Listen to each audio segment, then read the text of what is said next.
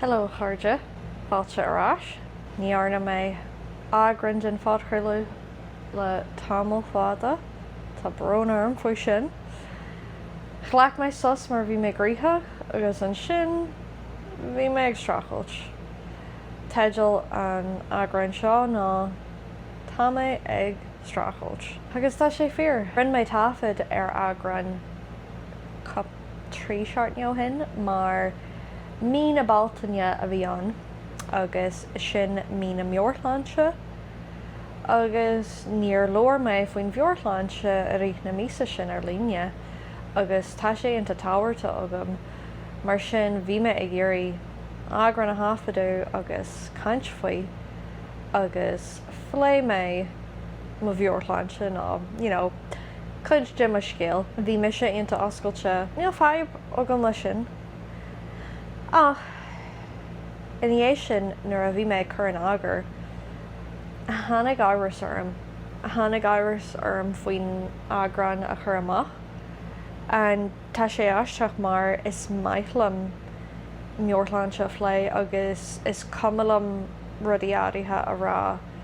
Déad daoine eile lom ó ná bí a caint faoi sin ar an idirlín ná bí chur amach. Ach, is cumlam hain mar tá go bhfuil sé táhairta loirt faoi na rudí seo. Agus go bhfuil daoine eile ag strachailt leis na rudí céanna. That usually doesn't put me off.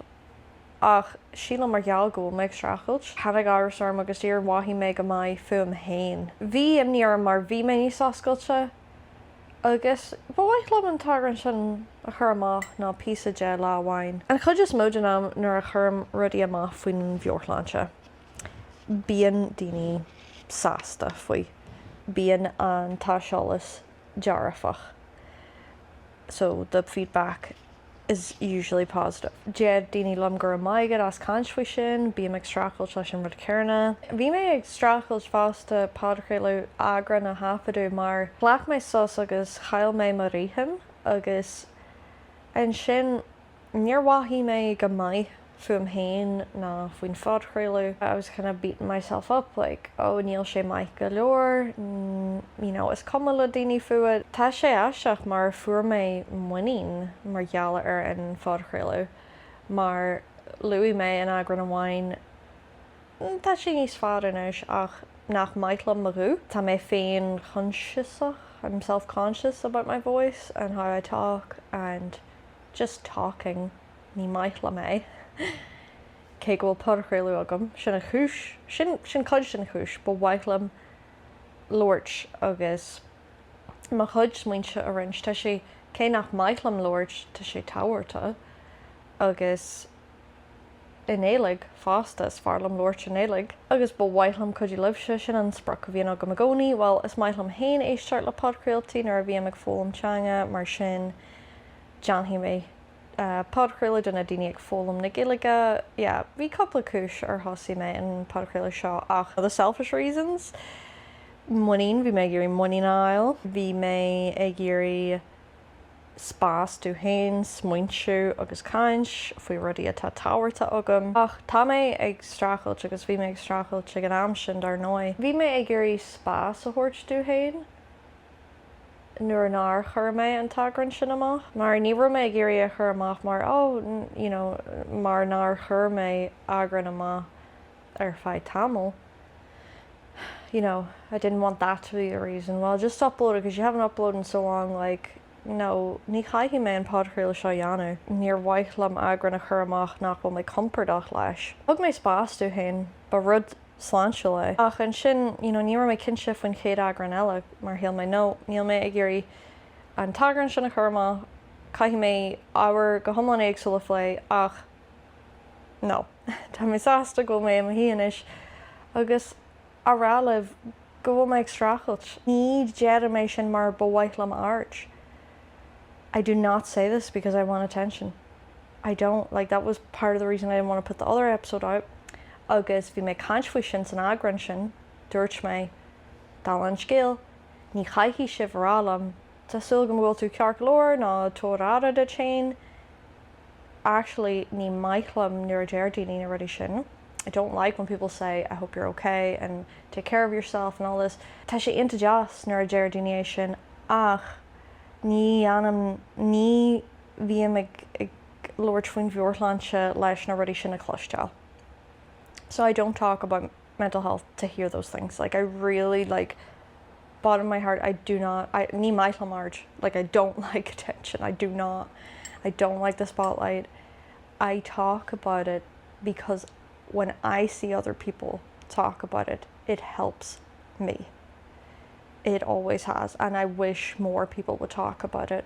I don't think people talk about it enough, and it is personal and you don't have to, and you know, not everyone can do it, and you know, that's why certain people are talking about it to like change that. But yeah, it's just, I think I was worried, especially with what I was talking about, that I would get those kind of comments or that feedback, and I know it's well intentioned. Tá áras ar mar an bhfuil daoine an sílan daoine you know, tuair de sin ar sulgam go tú ceart go leir níor cheartta a bheith ag níor cheartta é seo a phlé ar an Idirlín, you know. Hope you're okay, because you shouldn't talk about this on the internet. You shouldn't be sharing this much, or you know, maybe you should be doing something else but making a podcast. But no, tá méid tuairte ara dú hain, Janam rudí áirithe le hara a thuirt dú hain. This is really to raise awareness agus, you know, maithíon níos fearr nuair bhí me cant faoi. You know, people always tell you to talk to someone. I don't like to talk to someone directly. I know I struggle with that because that's kind of part of my anxiety, is talking to other people.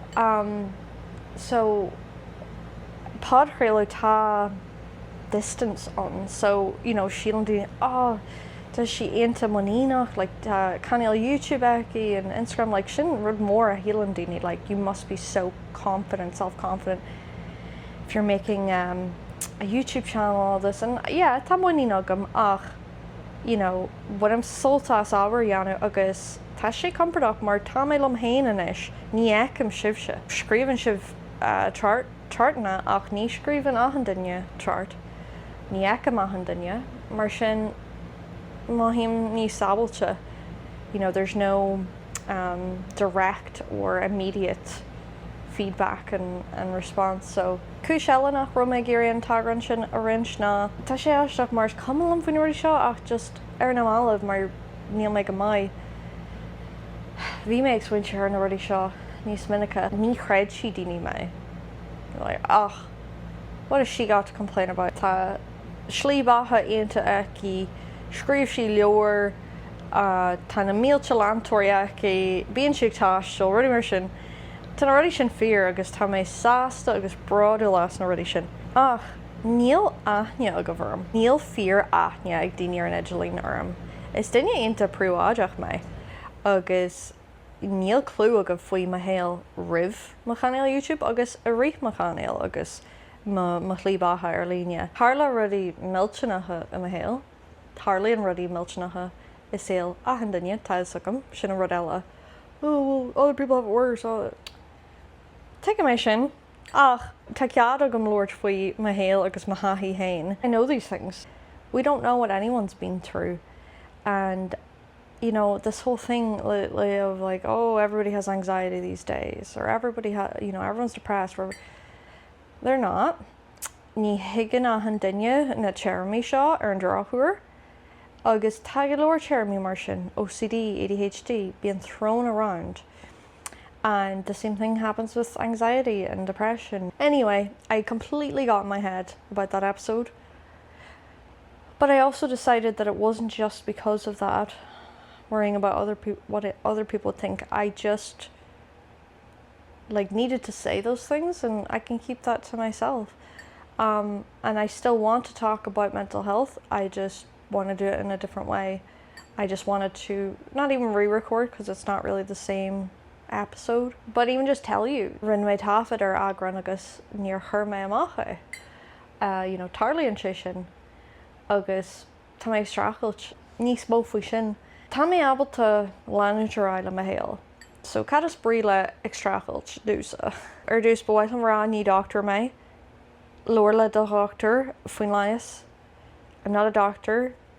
you have to talk to your doctor about medication. I'm not recommending medication. I'm talking about my own experience. Thoshi me glacu leish, begnach yavli no hinanish. Glach me leias rivishin, or 5 blian galay, eg jeru fiha nijeg, gaji an sauru fiha hain or marsin. Jiri me as, mar wahi me is far, agus wahi me go me rei, trail when shas and sail, gan and leias, agus bhí si go bra ar feadh tamil, sílam gur ón ceart go mar dólam me chud mhór nuair a bhí me glacu leiis agus bhí me go maith feadh tamil. Jaabh léana hin, bhí me strachailt go mór. You know, I was at rock bottom. Harla ruddy aonta dolly a rith na bliana revision. Bhí me strachailt slim of your lunch. I just struggle with it, okay? It doesn't even have to be a reason. Some people are just prone to struggle with it. It wasn't like, give me something to make this go away. It was glach me leias cheana, via isagum gur ibri sé cheana, gur chudji sé lam. Agus bhí rudí eile an jaanú agam le fiosa churm of Bheorlanse.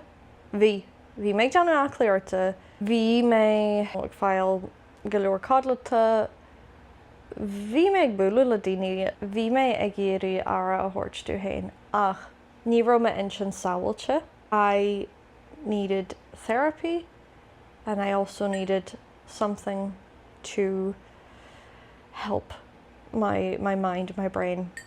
That is how I see it. That is how I think of it.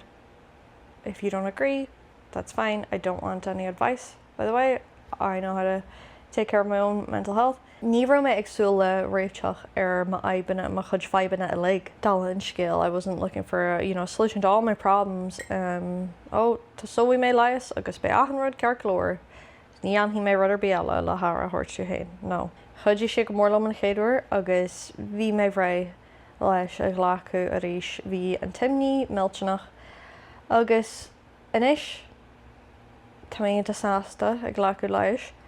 Agus tá méid strachailt inis, tá mé níos le brí faoi láthair, ach níl sé chomholc, sin an rud.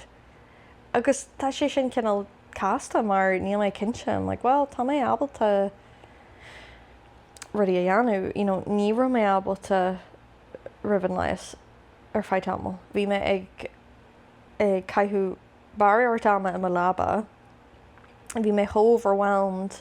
Ro mé ag géirí go listeach am labba gan éirias agus gan rudidir bí a dheanú. Agus rud a dúirt mé san ísean nar chur mé amach ná ní haim isteach am labba a rihan leianis ach bhain ar bhíon tursa mór orm. So I don't get into my bed during the day now. Only when I'm like really tired, if I just didn't sleep the night before or for whatever reason. But that's a ahru ulbor, huge change.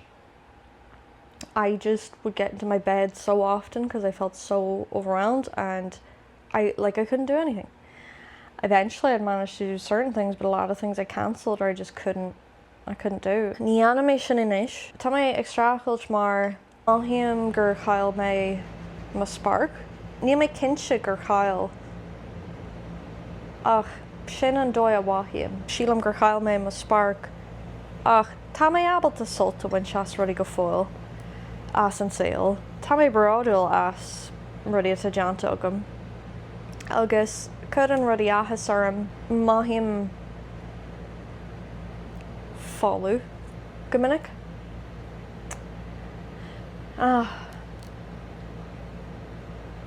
Níor bhaithlim cóirle mar dúirt mé.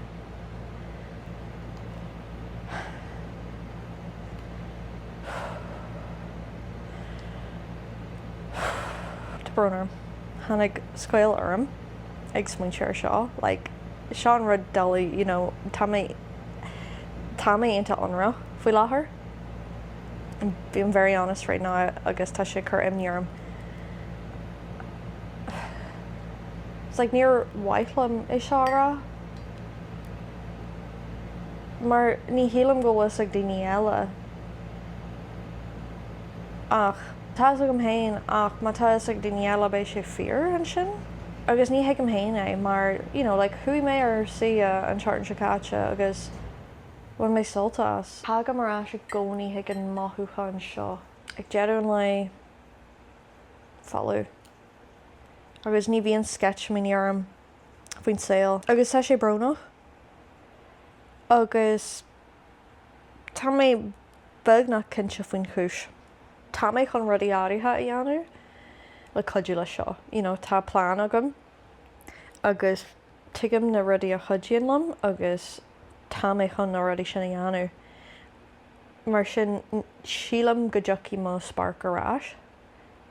Sílam go dtiocfaí ina rire. Ach, tá sé brnach faoi láthair go bhfuil sé cáilte. Níor chail mé an dóchas a lig. Tá dóchas agam go fáil agus tá mé agsúil le rudí áirithe a dhéanamh amachchan seo le cuidiú lam. It may seem like a first world problem. I don't think it is. It's your mental health.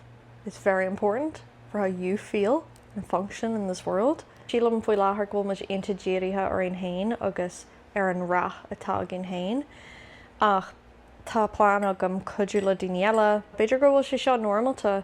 Tá mé ag éirí ní sinne agus is duine difriúil mé inis is duine fásta mé. And seo iad na maithúcháin a hagan le seo. Ar lámh amháin tá mé aontas ásta agus níos comfortaí mar ghinne fásta. Is fearr lam a bheith mar ghinne fásta, mar tá sé níos siimplí agus tá mé níos cinse díam hain. Ach ar an lámh eile maithíam an spark an sketch mini. Rud amháin a bhaithíam na bhí mé gcónaí a géirí baríocht a dhéanamh. Le YouTube, Instagram, in my héal hain ach líor just bhí mé ag géirí cudmhór a dhéanamh agus a bhainte amach. Ach bhí mé spianta agus when I was burnt out for the last time, I haven't been like that since agus is rud maithe sin. Ach maithíam an sketch mini sin and Lust for Life in our era, that came with that. It was like part of me knew I could never achieve all those things, and that is why I would get burnt out, and really it was not good at all. But I miss believing that I could do all of those things, and I miss wanting to do all of those things. Ach ar an lámh eile nílas agam cuimhid lámh atá agam. Tá mé aonanta sásta go mé ábalta mo scíal agin thar an telefís san ihe ní arna sin cheana. Ní ró sos agam. Debrí mé an lár fad. Bhí níl codlatá agam a rihan le, nó bhí mé cinál leisciúil ar feadh coplúir. Ach ní ró sos ceart agam. Agus níos arca mar an telefís le mo leor le go cí agus tá mé a bhád níos sláinsiúla. Bhaim níos mó codlata. Ach cabhail an Lust for Life sin. Nílas agam. Ach sin é. Sílam gur sin é. Níor bhaithlam níos mó a rá in a rire. Tá mé tuairteáir dú hain. Hui mé ag rith inniu agus bhaithí mé bhád níos farníéis sin. Bhí mé sin an teart an seo. Bhí mé ar sia an teart an Tacaigh, hui mé go dtí an hui mé go Public na Dominica, sílam gur sin an Gaeilge atá ar the Dominican Republic. Ar tháinig mé arás bhí mé sin bhí sin is bula gom agus bhí ménta lag mar sin níor mé albaach le dhéanamh. So thug mé ára dú hain, hodal mé, dark mé ar Netflix agus le mimiscí. Ach bhaithí mé go maith inniu a bheith ag rí. Deanna amach líort nuair thiglam. Tá mé fón polanaise, tá mé bhain soltmhór sin tá sé ag chuidiú go mór le mo bheorlanse, just ag buin siúsa just ma insin. Tá dúchlein táhairta agus bíam grítha, bíam ag obair ach ní bhíon dúchlein arm go minic. Mar sin an dúchlein polais. Tá deich leor as trícha leite agam am léine, Tá sprach agam trícha leor leo, chuig níos mó ná an bhléin Tacaigh. And tá mé tíomh here. I am behind. Caithfí mé níos mó leor leo ach sílam a rith an táirí go mé níos mó am agam. So chiefimid ach má hí níos fearr inis sinné an agrain seo innéadú a bheith ag caint libhse Tásúla gom gur bhain sibh soltas. Má tá tú ag stracail slid a bheorláinse tuigim sin an chúis a rinn méid an tágrann seo agus tóir de chéin buin trílas rudí mar seo aclaíart ag fólam na Gaeilge agus a bheith caint man bhfuil tú compordach cás a lomsa bheith caint le daoine eile scríomh a dhéalann nó dean tafad ar tain. Is bralam hain like riven fod chraoladh fi síalan bhí like visual diarrhea agam. The visual part wasn't very important. I always looked like shit, but I just like to talk to the camera just to get out my thoughts. Bhí sé níos fosa agamsa. Tá tú an seo agus tá mé bradú lasad agus lánará. Sin é a chairde, slán go fóil,